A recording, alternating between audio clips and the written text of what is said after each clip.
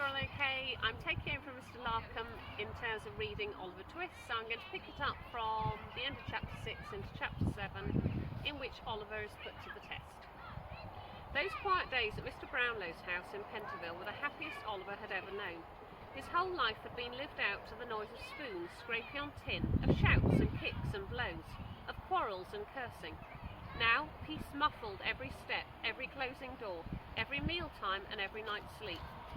Oliver quickly came to love Mr. Brownlow, Mrs. Bedwin, and the faces which looked down at him from portraits on the wall. It seemed, too, that he was loved in return, by all but one.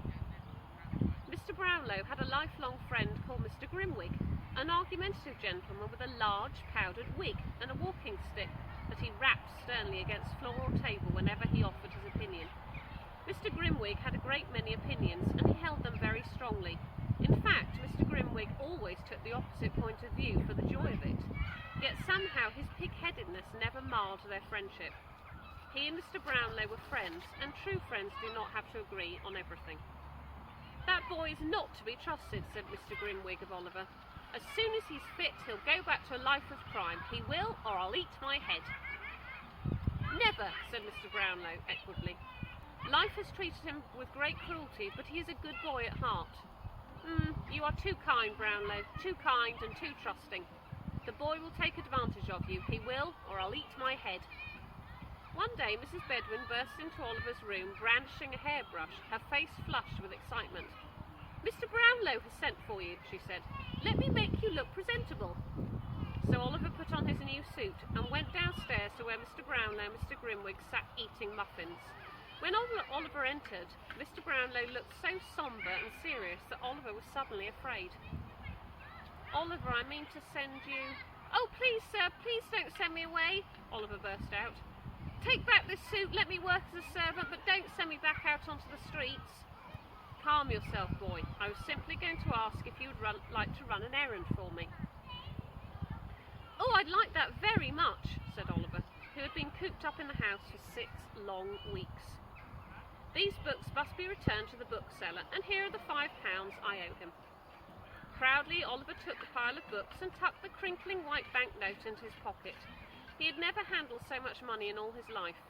Mr. Grimwig watched, rocking his big head to and fro, scowling disapproval and tapping his cane on the floor.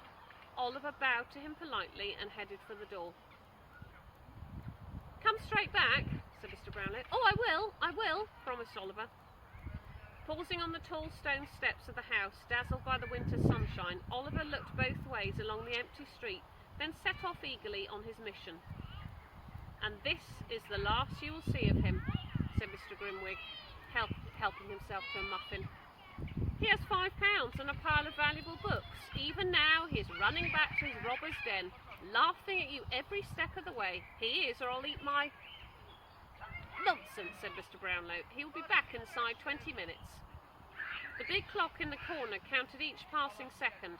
"Half an hour at most," said Mr. Brownlow. The light faded in the window, but still the two friends sat, the lamp unlit, while the clock's hands passed slowly over its stark white face. Oliver stopped for a moment to get his bearings. The bookshop must be round the next turning on the left. A young woman in a bonnet and carrying a little basket was crossing the street. She quickened her pace until she was running towards him. Her arms engulfed Oliver, her skirts washed round his legs. His face was pressed to her chest. For a moment he could not breathe. "Oh, there you are, you naughty boy. I've found you at last. How could you run off like that and drive us all mad with worry?" "Nancy?" Oliver struggled to break free, but Nancy was holding him too tightly. People noticing the struggle saw a tearful girl clasping close a long-lost little brother. "Oh, he ran off last week and we've been searching for him day and night," she explained in a shrill wail. "Oh, come home with me, little brother, before our poor mother dies of a broken heart." "No, it's not true. Help me, gasped Oliver. But the passers-by only shook their heads reproachfully at him and smiled at his kidnapper. The precious books dropped onto the pavement. Out of a side alley stepped a third person to pick them up. There was a dirty red bandana around his throat, a white dog at his heels. Bill Sykes took hold of Oliver's other wrist. so tightly that he thought it would break, and together Nancy and Sykes forced Oliver down the alley where no one would see what became of him. "Bullseye!" hissed Sykes at the dog. "Watch him!" And he pointed to Oliver's throat.